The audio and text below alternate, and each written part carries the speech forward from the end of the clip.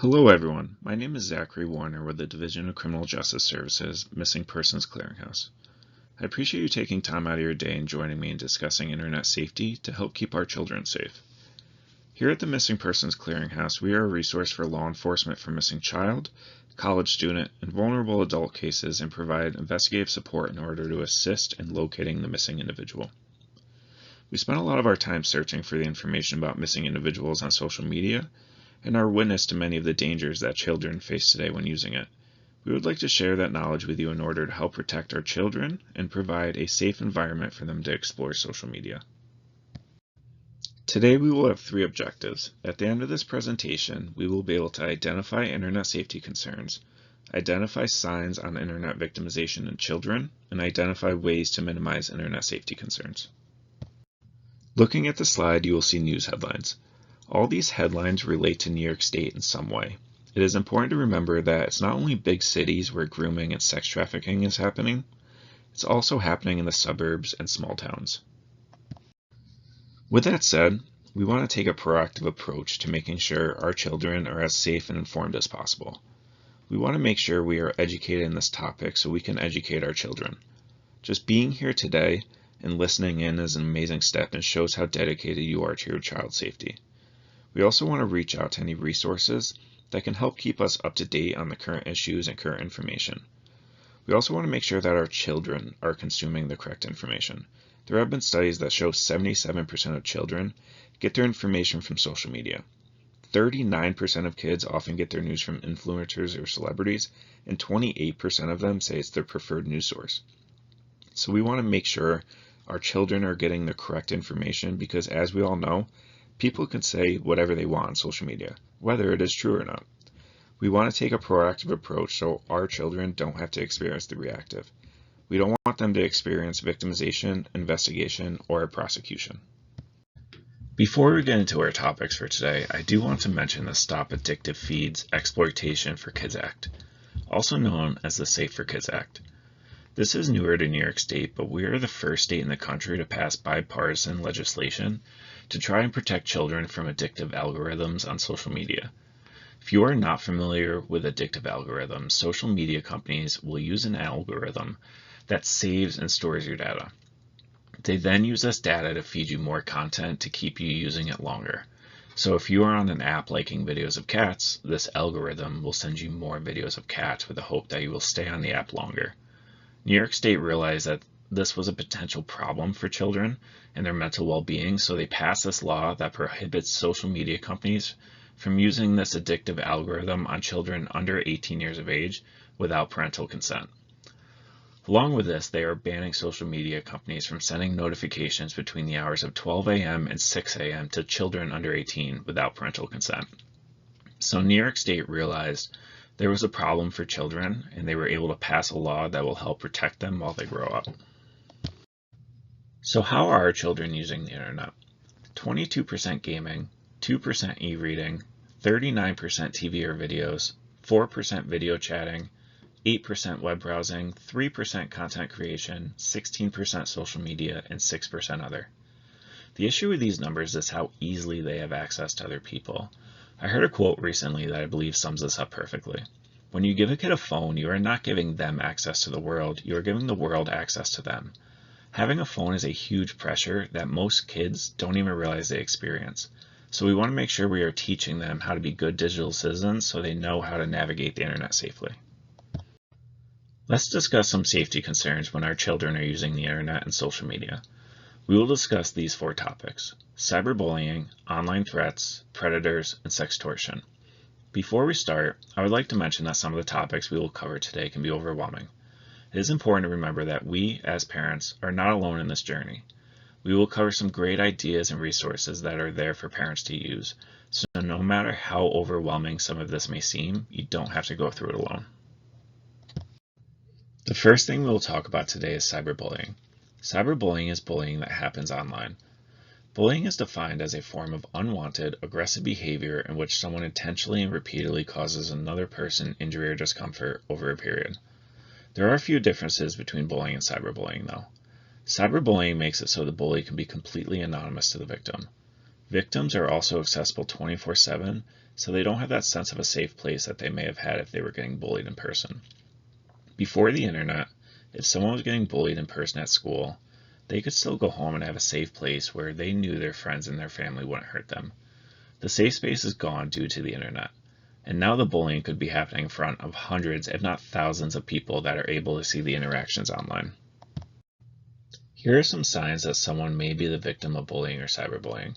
You may see their grades decline. If they are a very good student and then their grades drop off fast, there may be a reason. A child may have changes in their eating or sleeping habits if they are getting bullied, and their self-esteem will start to drop. In some cases, the victim of bullying may try to harm themselves. There have also been cases where victims of cyberbullying will break their electronics so they have a reason why they cannot get onto the internet in order to escape the bullying. If a child used to love school and suddenly doesn't want to go anymore, or if they are no longer interested in something that they used to love, these could all be signs that they are being bullied. Sometimes bullying can go too far where it is now considered a threat. There are two laws that we will discuss today because most people, especially our kids, aren't fully aware of them. It's our job as parents to make sure that they know they exist so they don't accidentally break a law. Both laws will be in the handouts at the end of the presentation, but we will briefly describe each here. The first is aggravated harassment in the second degree. This occurs when someone communicates by electronic means a threat to cause physical harm or unlawful harm to the property of someone else. I bring this one up today because there is this idea that a threat is not as serious when it is done online. When we go into school speaking with middle schoolers, a lot of students believe that online threats are not as big of a deal as in-person threats. That is just not the case. In fact, threatening someone online is more serious in New York State. So we need to make sure that our children understand that they can't just say anything they want because they are not in the same room as someone else. The second law is making a threat of mass harm. This is when someone is intending to intimidate a group of people or create public alarm, so they threaten to inflict serious physical injury or death at a school, place of worship, business, government building, or other place of assembly. If this threat causes a reasonable expectation or fear of serious physical injury or death, or causes an evacuation or a lockdown, this is breaking the law. It does not matter if the person did not have the intent or capability of acting on the threat alone is enough. This is important to note because this is all about perception. What one person perceives as a threat may not always be what someone else perceives. It is extremely important for children to think about the words they choose. What can we do as parents when it comes to cyberbullying or online threats? The first thing we want to reinforce as often as possible, it's okay not to like someone. There are so many different personalities out there that you may come across someone you don't get along with, but just because you don't like them, it doesn't give you the right to bully or threaten them. There is a huge difference between those two things, and it's important to remind children of that. The second thing we want to reinforce is that if someone is cyberbullying you, you may want to be mean back, but it will most likely make the situation worse. This may make the bully escalate the behavior, or you could say something that could get you into legal trouble. Instead, we want to save the evidence and report it to a trusted adult. In our presentations that we do with students, we use the term trusted adult over and over. We describe a trusted adult as an adult in their life that will be there for them no matter what is happening. It is important that we are discussing trusted adults with our children because we want to make sure that they are thinking about who they can turn to. Having multiple trusted adults is ideal, so they can always have an option no matter where they are. Next, we want to reinforce that if you see something online that's meant to hurt someone, don't like or share it. Think about how it would make you feel if someone did that to you. If it is meant to be hurtful, make sure it is reported to a trusted adult.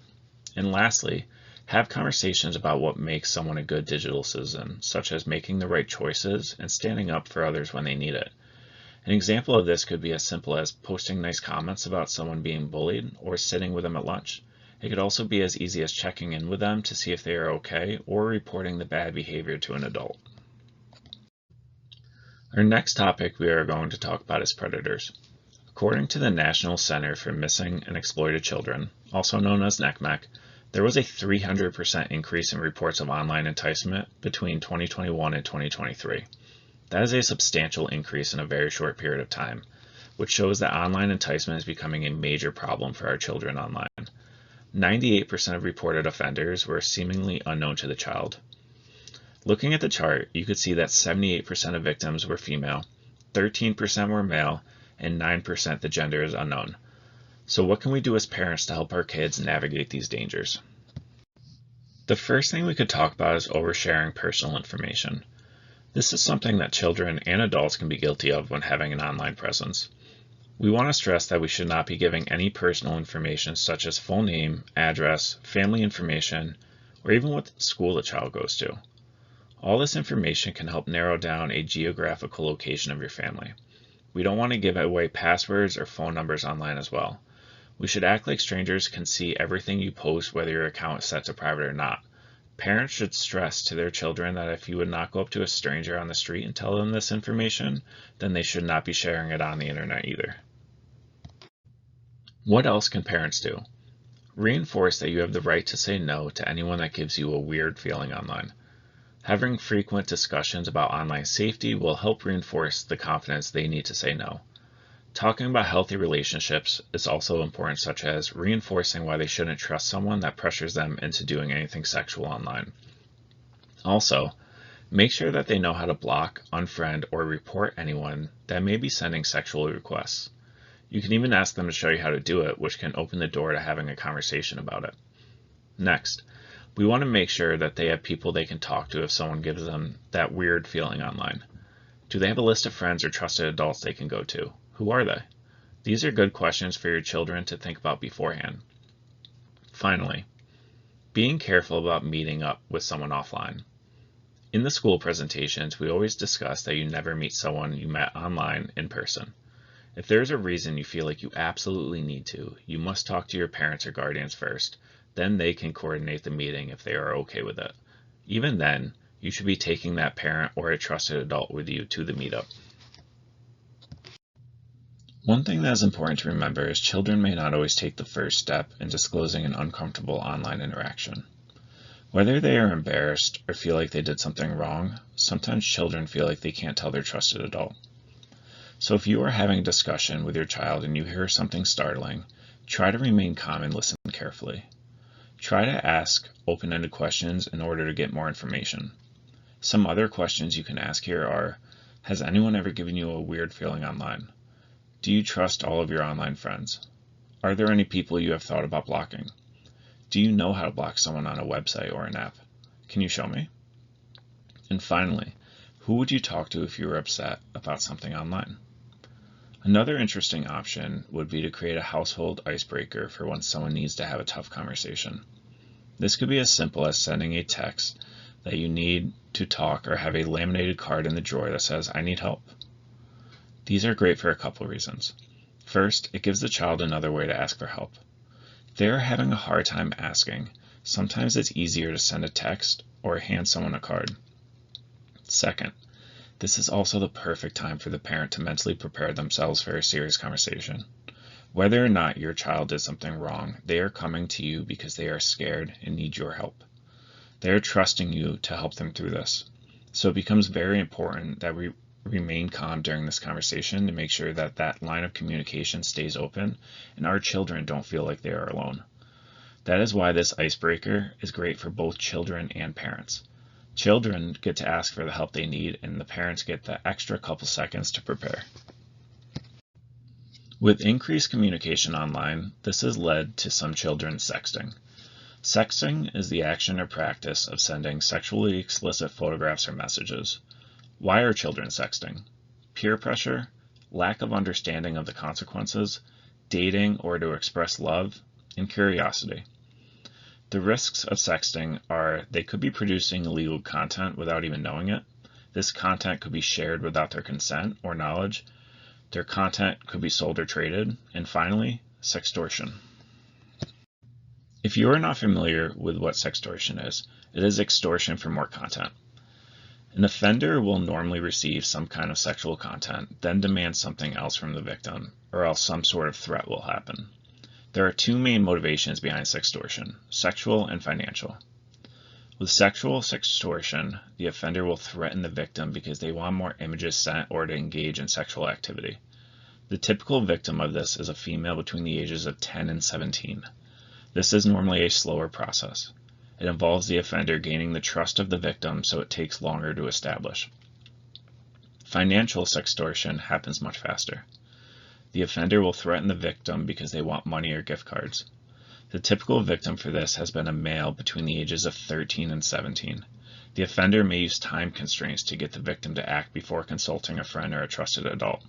They may even use additional threats to create more fear. Why is this effective? Well, a child's brain is still developing, and the part of the brain that decides if something is a good idea or not is accessed much slower in children than adults. The offender knows this, so they try to keep the child in a fight or flight mode where they may act without fully understanding how to deal with it.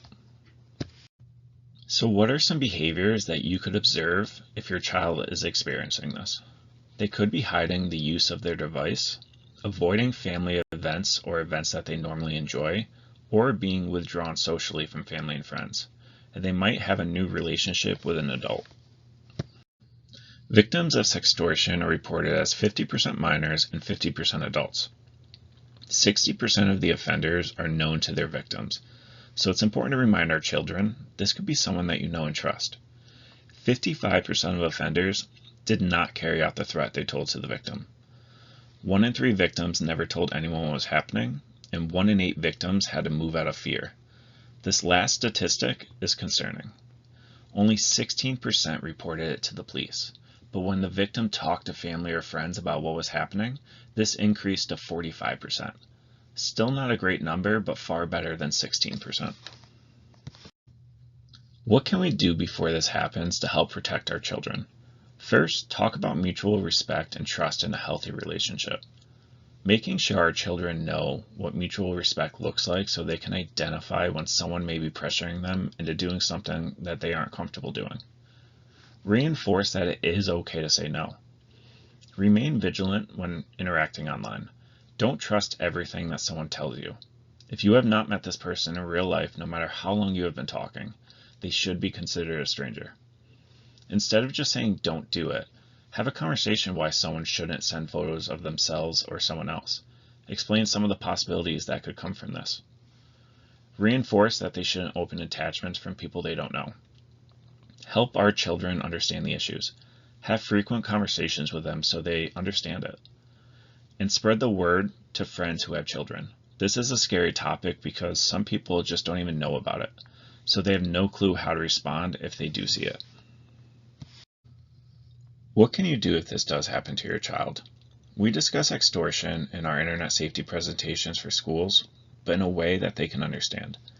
We use a scenario where your child skips class, someone takes a picture of it and tells your child to give them money or else they will tell the principal.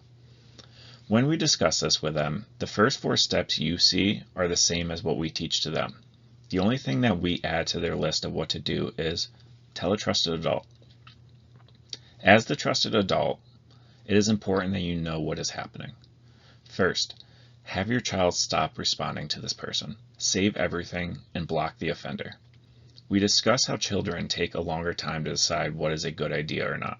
So when the child stops responding and blocks the user, this is giving your child time to play catch up to what's happening. They are removing themselves from the situation and letting their brain process what is happening to them. This is now the time that we encourage them to talk to a trusted adult. When they come to you and have everything saved, we want to start reporting it. Report it to the police, school officials, or even the app company themselves. When you report it to app companies, be sure to mention that the child is under 18.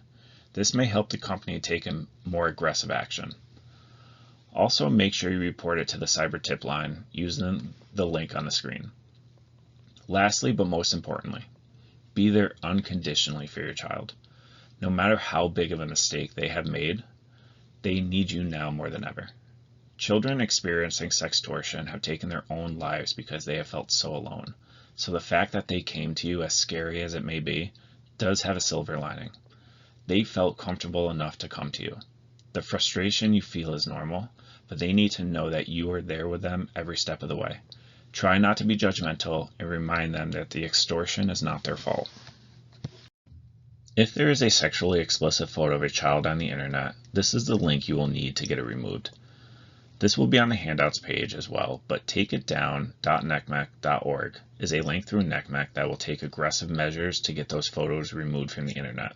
It is a phenomenal tool that's purpose is to protect children. While a lot of this information we discuss may seem overwhelming, there are a lot of things parents can do to help keep our kids safe. Some of these ideas may work for your family, while others may not. Pick and choose what works for you. Monitor your child's behavior on apps. We want to make sure that our children know how to navigate the dangers of apps because good behavior travels from app to app. If you take an app away because you believe it is dangerous, there are a dozen other apps that do similar things that we may not be aware of. So focusing on good online behavior is key. There are a lot of different monitoring programs out there. If you Google monitoring apps for parents, you will be given many options that you can scroll through so you can pick what's best for you. It is important to note that if you decide to use one of these programs, you want to make sure that your child knows about it. It keeps that trust between you two there, which keeps that line of communication open.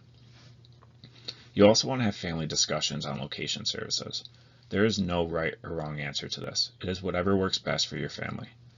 But you want to make sure that you have a conversation as a family and are all on the same page. Focusing on quality over quantity is important too.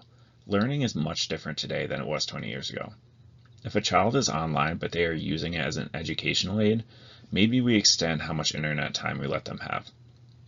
Reading an ebook or watching educational videos are much different than mindlessly scrolling social media. If they are passionate about something and want to learn more, that is great. So we want to consider how they are using the internet, not just how often they are. Having rules about online safety and making sure we are sticking to them. This includes the child knowing the consequences and us following through with them if they aren't being safe. This will help reinforce that kids are acting the way they should online. And having frequent discussions about safety. The whole purpose of this presentation is for parents and children to talk to one another about their online presence. The more often these discussions happen, the stronger that line of communication gets. Set privacy settings and parental approvals on apps. The handouts will give some links for parental approvals, but you can also use Google to find out a lot of information on anything privacy related. Signing device contracts is a very effective option as well.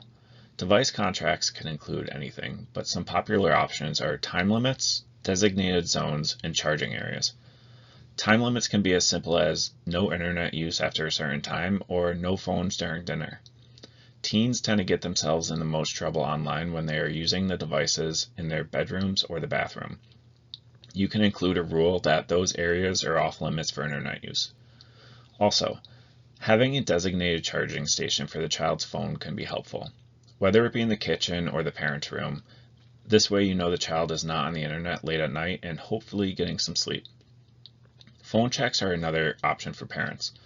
This is one that may work for some children and may not work for others.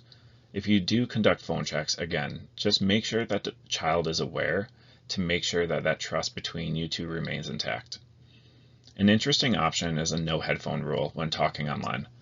This could be effective on video chats or online gaming. If your child is talking to other people and they have headphones, you know what they are saying, but you have no idea what is being said to them. Also, if you can hear an entire conversation, you know someone new comes into the group.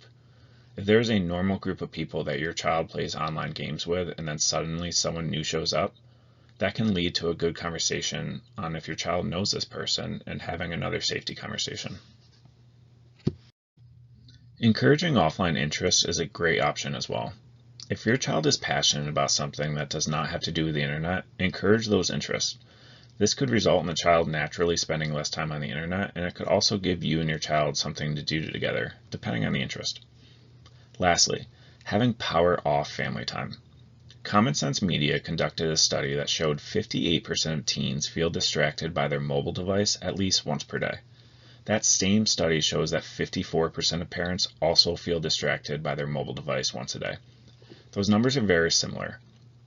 We lead by example, so this is a good opportunity to implement a healthy habit for your child. Plus, this gives you and your family quality time together away from the internet. There are so many resources out there for parents, but I'm going to highlight a couple here today. NCMEC provides great resources for various ages and has a cyber tip line that offers a reporting system for online activity. Common Sense Media has numerous parent reviews of apps, which is a great way to learn about different platforms that your child may be using. Cyberbullying Research Center has resources for both parents and children. Thorn offers a free guide on how to help protect your child from online grooming. The Internet Crimes Against Children has a ton of great resources, and the Wisconsin Internet Crimes Against Children Task Force offers a bi-weekly podcast for tech safety information. So we went through a lot of heavy topics today, but it is important to remember that there are many great things about the Internet.